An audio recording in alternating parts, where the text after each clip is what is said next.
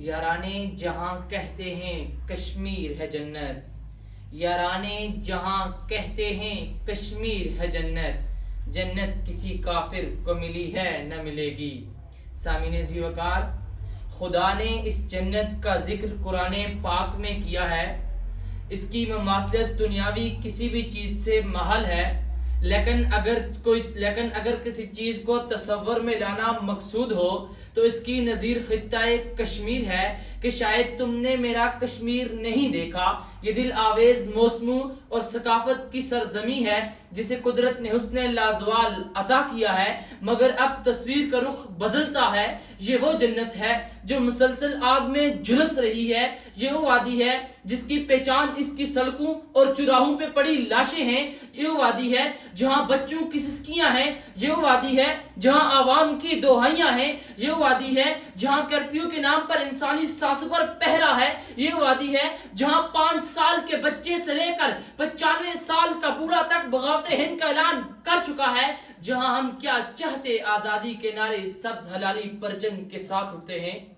صدر ذی وقار، وہ کشمیر علم و حکمت کی جگہ جہاں علم تقسیم ہوتا تھا، تدبر بانٹا جاتا تھا، جہاں صوفیاء نے جنم لیا، آج سلگتے ہوئے شعلے جنم لے رہے ہیں۔ اس پر شاعر نے کیا خوب کہا، سرخیاں امن کی تلقین میں مصروف رہیں، سرخیاں امن کی تلقین میں مصروف رہیں، حرف بارود اگلتے رہے اخبار کے بیچ، اپنی پوشاک چھن جانے پہ افسوس نہ کر، اپنی پوشاک کے چھن جانے پہ افسوس نہ کر، سر سلامت نہیں رہتے یہاں دستار کے بیچ، کاش کہ اس خواب کو تعبیر کی مہلت نہ ملے، شعلے اگتے نظر آئے مجھے گلزار کے بیچ۔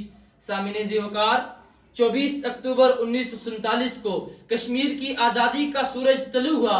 یہ آزادی ابھی ادھوری ہے، میں مانتا ہوں، اور بحیثیت مسلمان میرا عقیدہ ہے کہ جنت کسی کافر کو ملی ہے نہ ملے گی۔ کافروں کے لیے تو اللہ تبارک تعالیٰ نے دوزخ بنائی ہے۔ ہاں، اگر کشمیر جنت ہے تو پھر جنت میں طوفان کیوں؟ جینے کا حق تو حیوانوں کا بھی ہے۔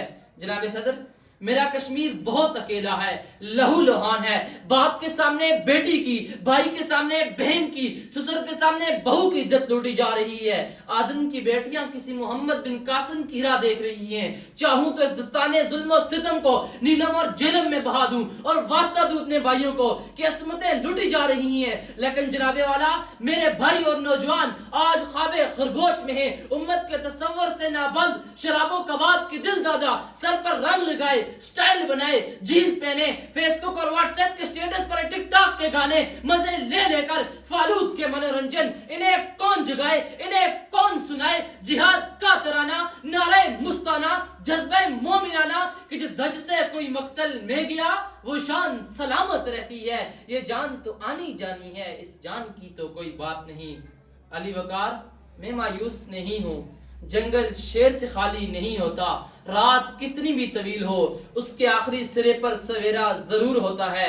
میرے خلق سخن ابھی زندہ ہیں، وہ گدا و فقیر جو جذبہ جہاد کو شوق شہادت لیے عزم و ہمت کے پیکر، پاکیزہ جوانیاں، رات کے غازی، دن کے مجاہد جو حرام نہیں کھاتے، جو نماز نہیں چھوڑتے، جو زلزلہ بن کر گرے گا، جو بجلی بن کر چمکے گا، پھر ہوگا سب کی زباں پر کشمیر آزاد ہے، کشمیر آزاد ہے۔ والسلام۔